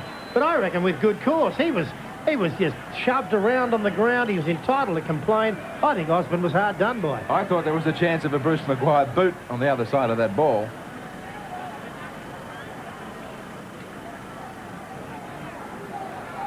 Cracker from right in front. There have been some tough calls for the referee in this match. Well, I think that his inexperience has come through. I just can't condone that. I think that's a harsh penalty. That's like giving somebody a grandma life for pinching, you know, a half a pound of butter. Brian Smith on the walkie-talkie, sending out messages to this St George side. He thought Pommy referees were ordinary. Is he talking to Chris Anderson? I don't think what so. What have they got going?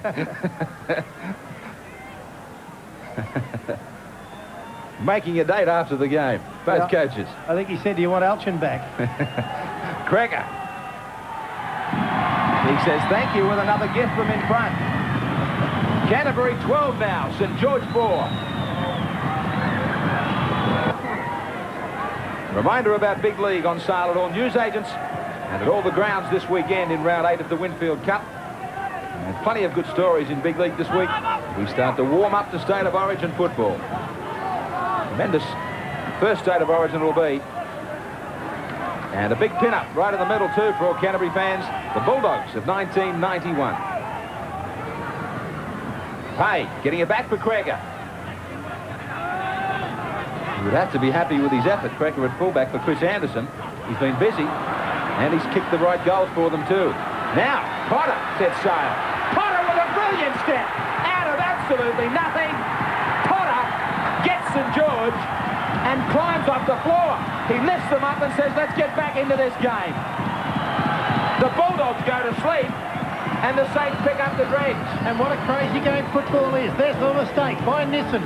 Michael Potter back at Belmore, races away, steps inside McGrady, who made a pathetic attempt to tackle. Terry Lamb dives too late, then Cracker and another Canterbury player mix up. That's a good try, Potter. Michael Potter rolled back the years here. I haven't seen him do this since the mid-1980s. A bit of a question mark on McGrady's defence, but the Saints are on the way back. Michael Potter, a former New South Wales rep, normally accustomed to wearing the number 1 at number 6. He's been good for the Saints this year. Ellison with 2 from 2 and a vital one coming up for him. An incredible game of football, or rugby league is an incredible game. They can level it up here. They've been out of this game almost from the outset, and they can get right back into it. Ellison. converted try that they were looking for. Can he do it? Just to nudge them so close after Canterbury, we're starting to feel pretty comfortable.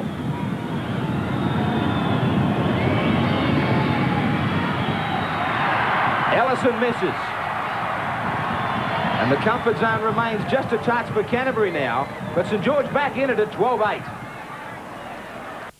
There's no need to be nervous. No, you broke it. You're going to have to pay for that. Don't be alarmed. Boys will be boys. It's only Colin's nephew. Bowl of cereal, Brenton? Catch all the laughs of Colin Carpenter, 8 o'clock Sunday on Channel 10.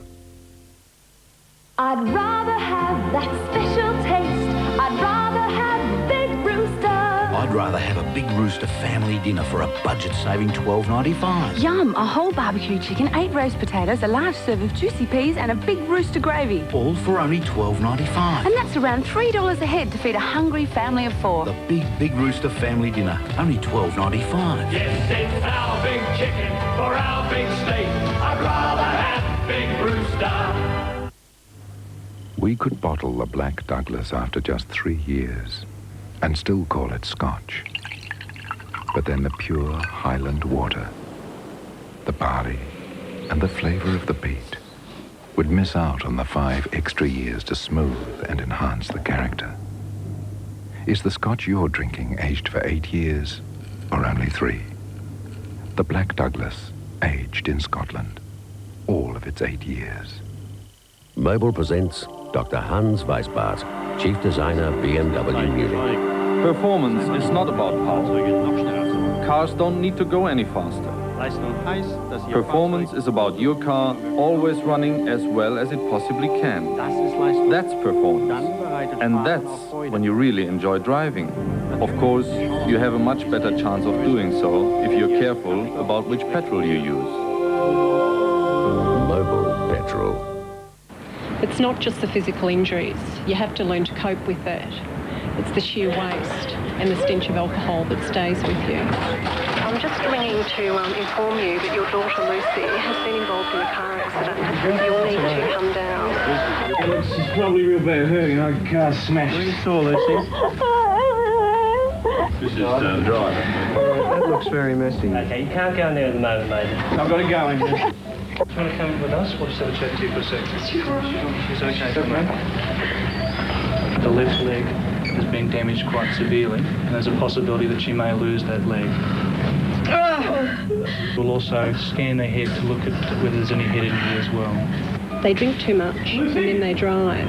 They smash up their cars and the people they're supposed to care about. And if they survive, they're the ones that have to live with that. And that's the real tragedy.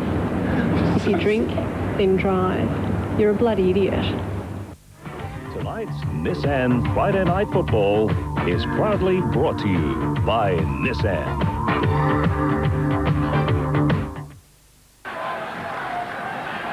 It's 12-8 at the Belmore Sports Ground. The Bulldogs with a 4-point break over St George. Somebody finally had to pay for a handling error, didn't they, in this game? Still an individual effort, and that's what it's been a night of. Players doing things, doing them on their own, and I'm confident that that's the way it's going to finish, that this match still very much in the balance, but some one player is going to turn it.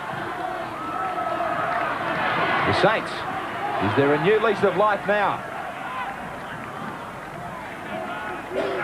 Elliott, one player who put some life into St George a couple of weeks ago in the second half surge against Western Suburbs. He certainly did, and he's a very capable player. I think he could have been there a lot earlier. Into dummy half, always looking to do something, and he can use the ball well.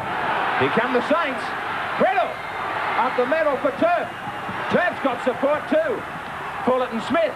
St George starting to believe that they can drag this one right out. 32 out from Canterbury's line. They're in trouble now. Osborne being allowed to run. Wicks could have given a penalty then, but he played a good advantage. Last tackle against St George. Potter, the try scorer. Now chancing his arm with a bomb. To Maven, they get in the way. They've got it, St George. What a game rugby league is. This game has come to life. St George surging home. And they've done this a couple of times this year. Yeah, here's the kick, and straight up in the air from Michael Potter. David New, the replacement, coming into the game here. That's a good bomb. Maven messed it up. The bounce, Lux a fortune. David New puts it down in the corner for a try to St George on the Nissan replay. The kick's only ever as good as the chase, and here the chase was spot on.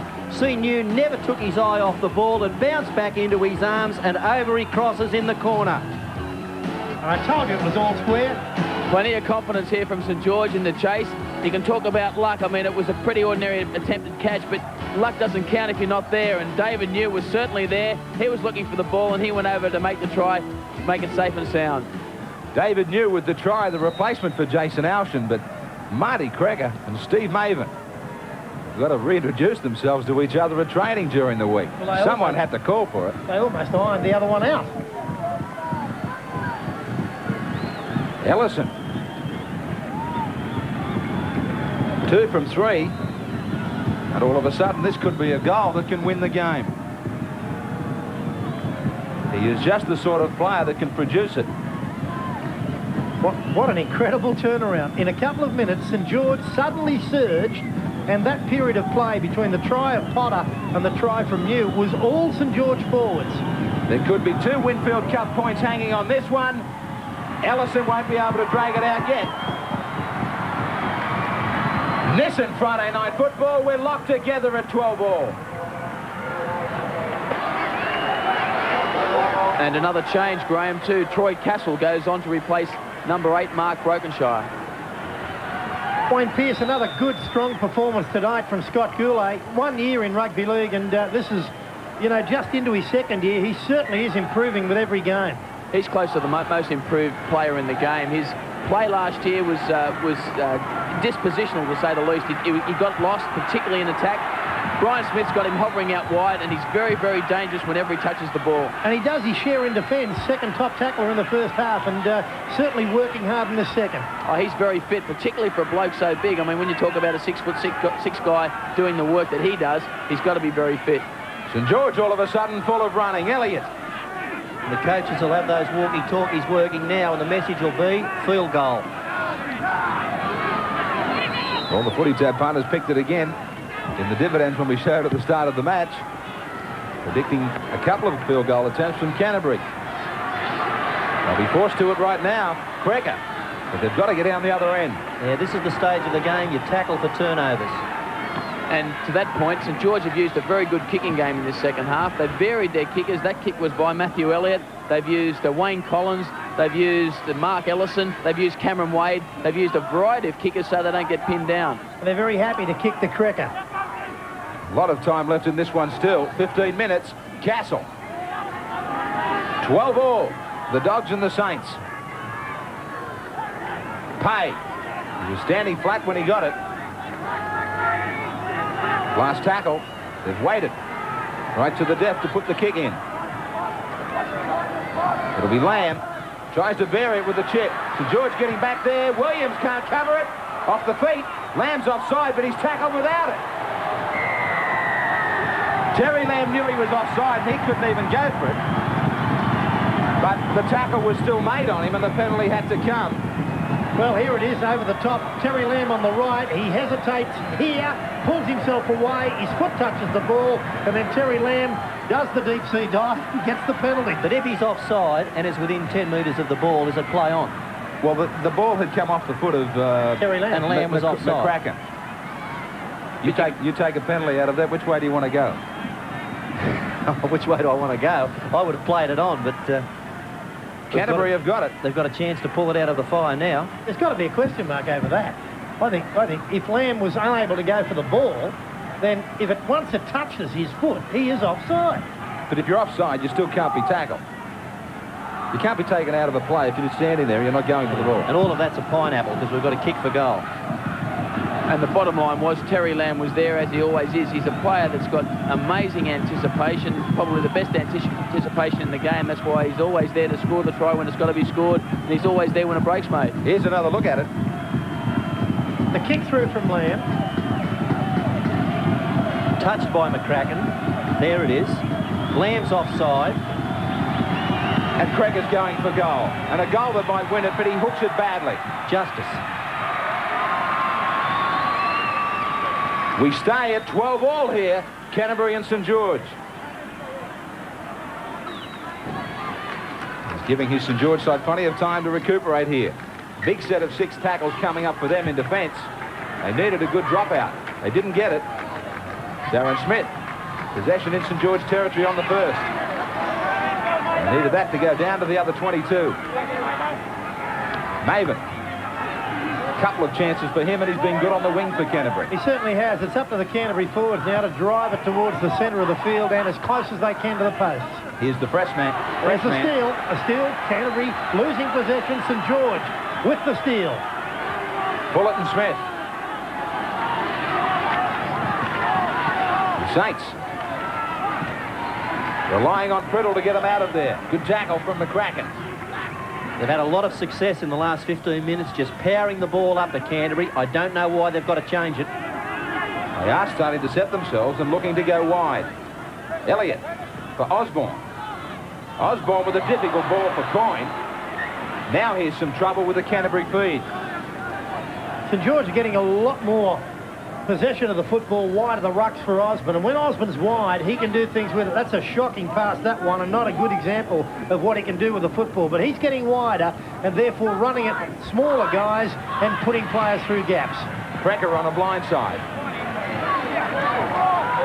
Lamb might be trying to head his forwards towards the post here, hoping to get down near the 22. It's 12 all. Both sides looking for a field goal. Maguire, 33 metres away. Castle, up the middle. He won't improve from the play of the ball. He gets it back to Folks. Now Cracker. Cracker to Nissen. Nissen back on the inside for Patmore. Patmore outside McGrady. McGrady coming back away from the sideline. 5 metres out. He's got it away. Canterbury only a metre from the line. Lamb staying at dummy half. Short blind side. To Canterbury get it down? Yes, Weeks asked the question. They get a try. They stole it. There was no room there, but apparently they've stolen the try down the blind. And I've wanted to say this for a long time. On the Nissen replay, a try to Glenn Nissen. Terry Lamb thinking ahead of everyone else. He sensed there was a gap on the blind. Simple try, experience. Yeah, knows his way around the football field. Terry Lamb and just fired the ball out there to Dean Pay, a front rower to crash over in the corner. Yeah, and it looks like Matthew Elliott making the tackle here. The ball, a great break here by McGrady. He goes up the sideline, almost scored himself. Great hands. He flicks it back inside here to, looks like Marty Creeker there, who's brought down. Now Lamb looking left and right, sights a little gap on the blind side, offloads here to Glenn Nissen, who ploughs over in the corner. The barest of margins for Nissen. Well, Dean Pay. Is it Dean Pay that got it down? Pay. Well, I thought it was Nissen. Nissen was behind him, but there's the man, Dean Pay, that scored the try. Good thinking by Terry Lamb. He was in front of Nissen. It was there, and Bill Anderson called it right. It was Pay that scored the try, but the thinking of Terry Lamb, just a ruck ahead of everyone else. A real front rower's try. He had to cover a metre. Wouldn't Frank Hyde be upset? Out on the wing there. Marty Cracker, right on the chalk. Magnificent goal. Now St George need another converted try. It's 18-12. Norths and Newcastle fight it out this Sunday in the MMI Big Game. Both teams are led by Queenslanders. The Bears, captained by Tony Ray. The Knights by Michael Hagan. Both are determined to win. The Bears and the Knights in the MMI Big Game, Sunday, 6:30 on 10. A group of young Australians had come to tour Hong Kong, but all of them made sure their Lipton tea bags came along. We jiggle off. They all said morning, noon and night, when Mr. Brown of Sydney Town saw an unexpected sight. Hey, everybody jiggling, everybody jiggling, everybody jiggling, jingle's really fun. Everybody jiggling, everybody jiggling, we'll round our Lipton jingler bags in quantity number 1.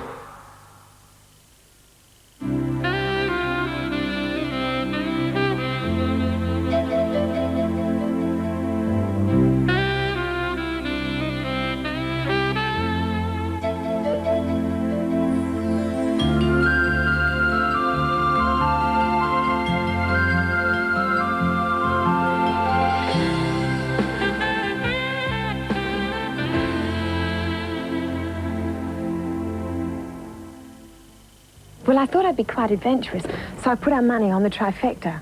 As they broke away from the barrier, I watched quietly. The start was good, but I restrained my excitement. As they broke away from the pack, I sighed with anticipation. My pulse was racing, but I remained calm. They were leading, 1, 2, and 3. I could sense victory. And then we'd won $1,000. Made me feel quite clever, really. Which everyday food is so low in fat, it's included in the Heart Foundation's food approval program? Is it chicken? Ah, it's lean beef. Next week on 10, we've invited a few stars over. Who the hell is that? And they're bringing a few friends with them. Believe it!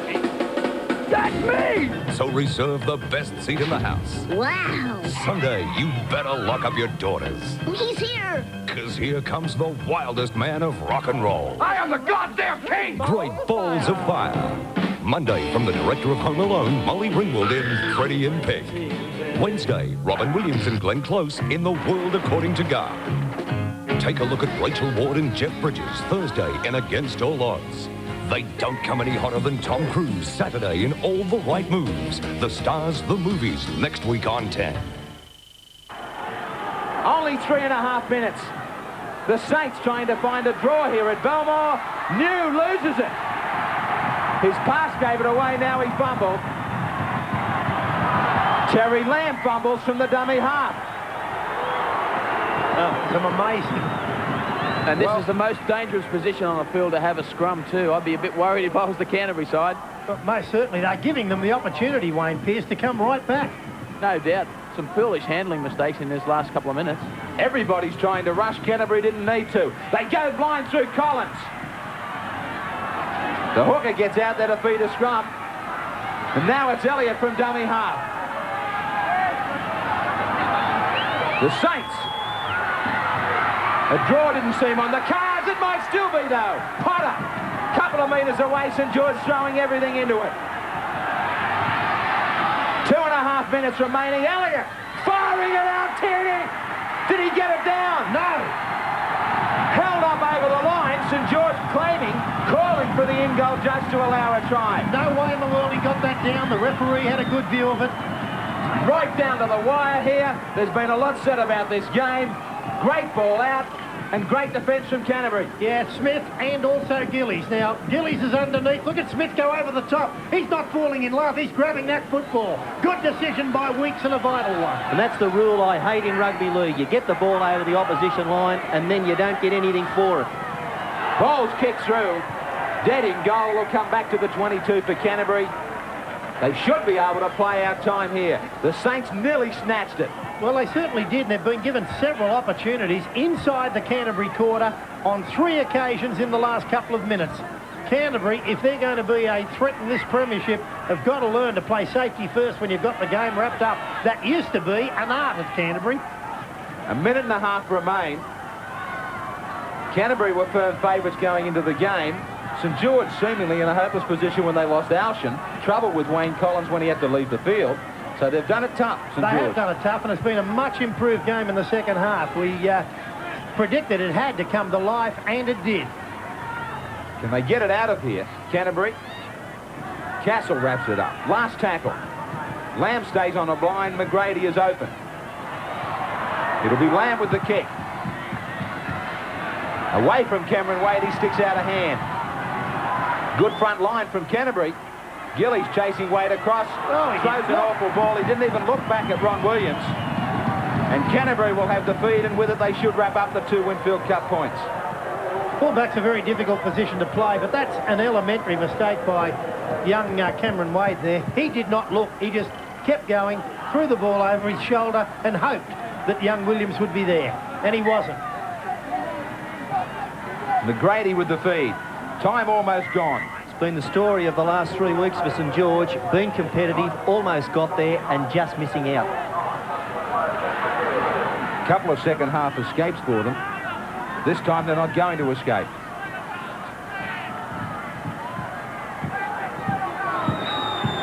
Maven Struggling through some tackles to get about 13 metres out from the line and in front. Pay. Castle charging onto the ball. Over the top. The Canterbury forwards link to wrap up this Nissan Friday nighter. Maguire gets the smile on the dial and he gets a try.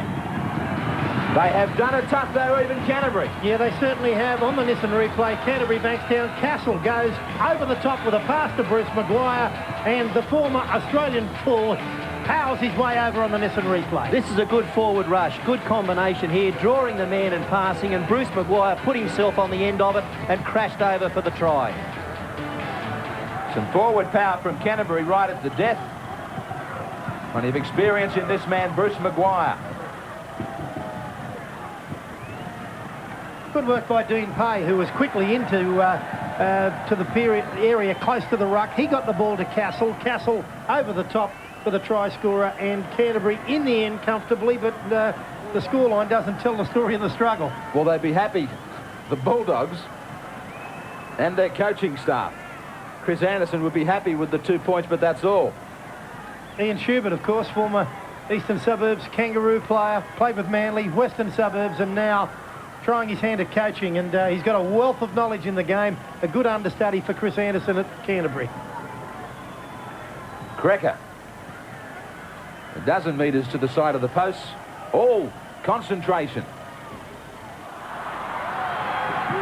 But it doesn't come together for him. There it is. No restart of play. Canterbury get away here with the 2 points at Belmore, but certainly didn't produce their best. St George tried to climb back a couple of times in the second half. It wasn't to be. They battled with some injuries, but both sides battled with their handling mistakes here at the Belmore Sports Ground. 22-12 to Canterbury. Patmore Pay, Maguire the try scorers, 5 goals to Krecker. Potter and New for St George the try scorers, 2 goals to Ellison. 22-12 to the Bulldogs. We'll be back with our Nissan man of the match after this break.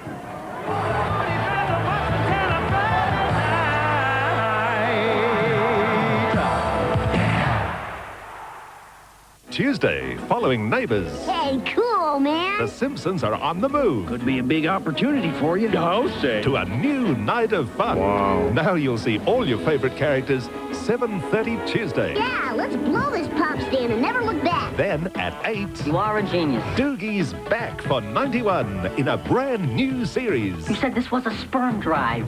Sperm, blood, what's the difference? The Simpsons and Doogie Howser now, Tuesdays on Channel 10. Dream. An extraordinary collection of rock and roll love songs. Dream, dream, dream when I want you. Tell him that you're never gonna leave him. Tell him that you're always gonna love him. Tell him I want her. 52 rock and roll classics featuring the Platters, Drifters, Crystals, Del Shannon, Jan and Dean. Help me ride, help me ride.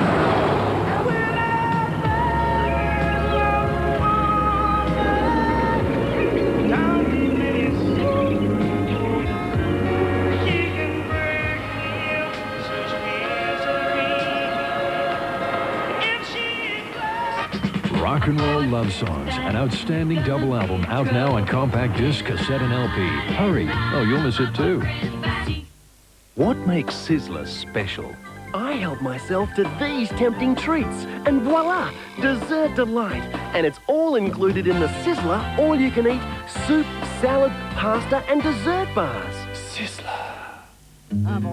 At North America's oldest registered distillery, Jack Daniel's in Tennessee, they use spring water from deep underground to make Jack Daniel's whiskey.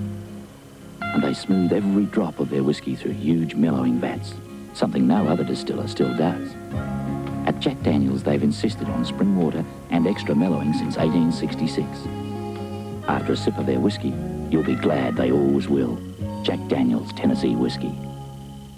G'day, Brizzy. La Lounge's liquidation has been unreal, but we've still got around 500 sweets to clear for the manufacturer facing a financial crisis. I mean, he's a mate of mine. He makes a damn good lounge. But now another manufacturer's feeling the squeeze. Yeah, a Sydney manufacturer has appointed La Lounges to clear hundreds of sweets. Talk about stress. I can't cope because the semis have arrived. So we're going to open for 81 hours non-stop. Yes, 81 hours non-stop. We're open from 10 a.m. Friday, all Friday night, all day and all night, Saturday and Sunday. And we don't close till 7 p.m. Monday the 6th of May. You'll never see prices like this again. You'll save hundreds. Every lounge suite will be sold during La Lounge's 81-hour continuous liquidation.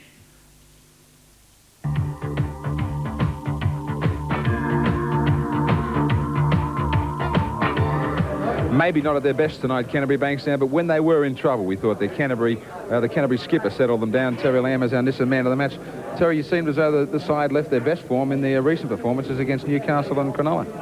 Yeah, it was a very scrappy first half there, Graham. We made a lot of mistakes, and we just can't do that against probably top teams. And we're going to get back to the drawing board and do some hard stuff. Everybody keeps talking about a stomach injury problem. No problems tonight? No, I got a bit tight there early in the second half, and Hugh just told me the doctor to just keep running and loosen it up. All right, $1,000 tonight from Nissan as our man of the match. Well played. Thanks very much, Channel 10 and Nissan, and I'd like to say good day to my niece Tracy up at Townsville. You just did. Well done. Terry Lamb, our Nissan man of the match, a former winner of the Dally M's, Terry Lamb. He might be headed that way again this year. 8 points for Lamb tonight, 7 points for Dean Pay, who was impressive in the Canterbury pack and ended up with a try, and Michael Potter, who for St George did a lot of tidying up and got them back into the game with the try. You can read all about the Dally M points, of course, in Monday's Telegraph Mirror. And for Terry Lamb, that former winner of the Dally M, he knows what's on offer, and especially in 1991, the magnificent Nissan Pathfinder 4x4. And as we keep on telling you, a very impressive vehicle indeed, $25,000 worth of motor vehicle. That's what awaits our Dally M Player of the Year. Here now is what awaits you on our Footy Tab dividend. Put your money where your mouth is. Footy Tab. Those predicted field goals didn't happen, John, but what about the dividend? Well, it certainly didn't, Graham, but it was still a pretty popular score anyway, for the home team at least anyway. Canterbury 22, St George 12 was a very popular score tonight. 449 winners, and our provisional dividend, $115.30. Well, Chris, not a real polished performance. Perhaps a few more grey hairs, but still you got the money. Yeah, I thought we were cruising at 12-4. I thought we were well in top of the game. Then 2 tries come. One from our mistake, or both from our mistakes, actually, that got them back to 12-all. I thought it would have been a travesty if we had lost it from there. But I thought the effort was tremendous. You know, the 2 tries come from our mistakes, as I say, and the only time we were really under pressure was when we put ourselves under pressure. So I thought our defence was great, and that's something we worked on during the week, and so that's very pleasing. Yes, please.